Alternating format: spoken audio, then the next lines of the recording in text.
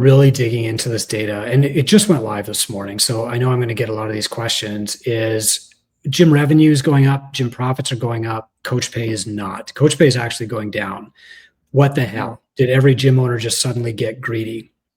The reality is that the coach pay tends to follow a long tail effect. So the most successful gyms bring their revenue up and then think about, okay, now what can I afford to pay coaches? The weaker gyms will say, how much do I want to pay coaches? And then panic because they don't have the revenue to do it and they're doing it anyway. So it's coming out of their own paycheck. So my prediction, because I've never met a greedy gym owner in my life, my prediction is that next year you're going to dramatically see coach wages go up. When we talk about professionalizing the industry, it's not just about getting certifications, learning things. It's about earning a professional wage so that you can stay in the industry long enough to actually help people. And I think like that is going to be what we see in the next 2 years. That's my prediction. Coaches earning way more money. Let me piggyback off of that. What advice do you have for people? I know you're in the business of giving mentorship to people who own gyms. What advice do you have for people who work at gyms? I'm a 23-year-old kid. I have my L1. I've been doing CrossFit since I've been 16. What advice do you have for them in order to add value to help where they work? So the first is just ask the owner, like, how can I make more money doing this? If somebody had told me that, how to make more money or how to add more value? Yeah, it's one and the other, right? Okay. So if you really want to be clear, say to the owner, how do I make more money? And they're going to say, well, you add more value. And then if you say to the owner, how do I add more value? They're going to be like, great. And if you do this, you can make more money. Like if I had done that when I was 30 and working as a personal trainer and making $19,000 a year, I would have asked the owner of the studio, like, how do I make twice as much money at this? And he probably wouldn't have known. But I would have gone out and sought out that answer on my own. A good owner might have said like, well, Chris, your book is full. You've got 54 personal training clients every single week. Like, let's combine them into 2-on-1, right? Let's run a group class instead of doing 1-on-1 all day. And I would have actually evolved my career to the point where I was still working on his platform instead of competing with him. So if you're a personal trainer and you're listening to this right now, you don't have to just jump to opening a gym. The first thing that you want to do is something that I learned from Greg, which is you pick 2 of your clients and you talk to each one individually and you say, you're doing amazing. The only way that you could progress faster is if I give you a training partner to train with. I've got somebody with similar goals. You're slightly better than them at some things. They're slightly better than you at some things, and you're going to pull each other up. Would you like to try a session, the 2 of you together? And if you hate it, we can go back to this. That's how you go from 1-on-1 to 1-on-2. And you basically double the value of your time as a personal trainer without adding more time in your day. And then from there, over time, you can go to 1-on-3 and 1-on-4, but you don't need to jump straight to group classes. The second thing is like you can use a lot of tools online that I didn't have available to me now. So you could say to the client, I'm going to give you a workout to do, and I'm going to give you a basic diet to follow. Now, how much coaching I give you is up to you. If you want 2 appointments a week and that's it, here's the price. If you want 4 appointments a week and that's it, here's the price. If you want 4 appointments plus accountability, I'm happy to invest that much time into you, and here's the price. And we can do whatever you want for the next 3 months, and then we're going to revisit and make sure you're getting best results. And you can leverage all kinds of tools to help them that doesn't require more of your time, right? So you could use automated check-ins. You could sell supplements if you want to, if you think it's important. You could sell courses, et cetera, et cetera, et cetera. So I would leverage myself better if I was, giving advice to a 1-on-1 trainer now. God, that's so much more positive and optimistic than how I would have handled that. I would have been like, listen, you piece of shit, just cause less friction in the business. Are you fucking kidding me? You can't even make it here 7 days without calling in sick. The other day, Spotify stopped working and you couldn't fucking pivot and yell at the class and be like, today you're going to hear my voice. You don't keep the energy up. You bring in your own fucking, you're so much more positive than me. Wow. Well, let me give you a framework for that. So instead, you proactively meet with the coaches in your gym and you say, what do you want? Has that changed in the last 6 months? You want to earn more money? Wonderful. Here are 3 ways you can earn more money: personal training, nutrition coaching, start a sport specific program.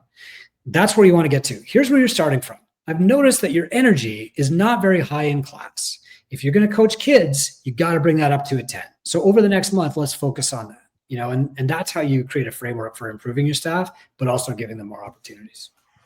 I don't, Susan, do you want to chime in here before I go to Seth? I'm sure you got something here. No, I completely agree with Chris. And in fact, we just started with this week. When we do our coaching development, it actually starts with a list of stuff where we ask them how we could support them better, and then we move into the conversation of how we can improve the classroom experience. Because when you lead with that way of like, hey, you've been doing a great job, like, what things can we provide you more support with? What type of equipment are we seeing? What type of roadblocks or any issues are you experiencing on the floor when you're coaching?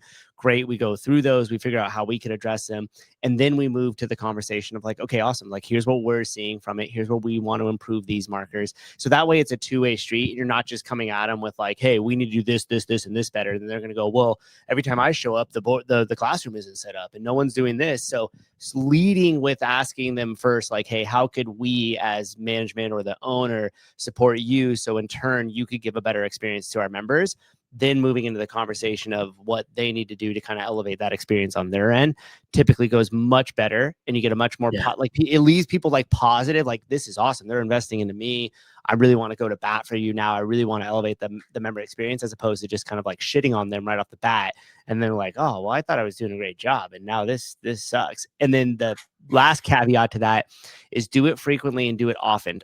Really, a lot of times coaches and or affiliate owners or managers won't have these conversations with staff until they get frustrated or until something wrong, like something like catastrophically goes wrong, and they're like, "That's it. We need a coaches meeting. We need to focus on this," and that's not the right time to do it. And so, if you make it just part of something you guys do, feedback on the floor, formal feedback, informal feedback, surveying your coaches as to what you could do better, it opens the door for that two-way street to happen all the time, and you don't get yourself into a position where you're really frustrated by something and acting out of like anger or frustration, as opposed to just generally trying to say, "Hey, how can we improve individually and as a total?"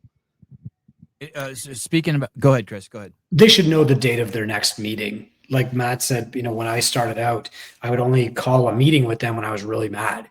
And so before that meeting, I would be all stressed, and they would know that they did something wrong. So they'd be all defensive, and instead, if they know like, okay, your next review date is going to be December 11th, they know that you're not coming into it angry, Hey, yeah. I do my kids like that for every, I'm saying, like, if I'm in the garage and I call them in there, 9 out of 10 times I call them in there, it's because I want to show them something funny that's on the TV, or I want to give them a gift or something. And then that 10th time is like, oh shit, I'm doing 50 burpees for time. So because they come running in there. Do you know what I mean? It's just Pavlovian. And it's the same thing. Give your kid constant feedback, praise. And then when you give them the negative feedback or something that you're critical of, they take it like a champ. I'm more along the Seth jump ship thing, but shit, I don't own an affiliate. Don't ask me. Take initiative in any way you think of and show me you care.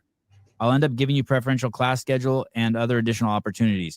And I think what Chris and Susan are saying is, have a meeting with them, once a month or once a week, where you say that. You can even call a meeting and say, don't ask me, but then you're still being proactive. You can say, hey guys, I reward people who take initiative.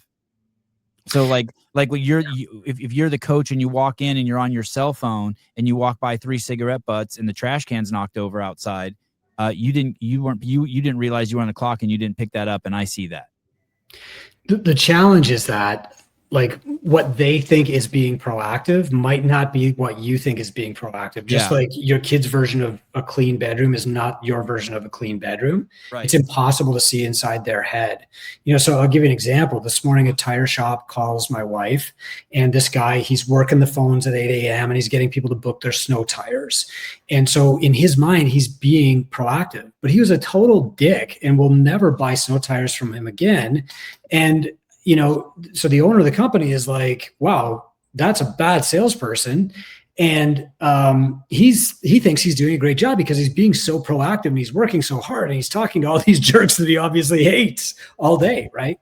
So you really have to spell out like what success means to you and give them like actionable steps, so simple that an 8-year-old can understand them. My wife thinks that the kid's bedroom is clean when the 12 stuffed animals are organized nicely on the bed. I walk in there, I'm like, those all need to be thrown away. Yeah.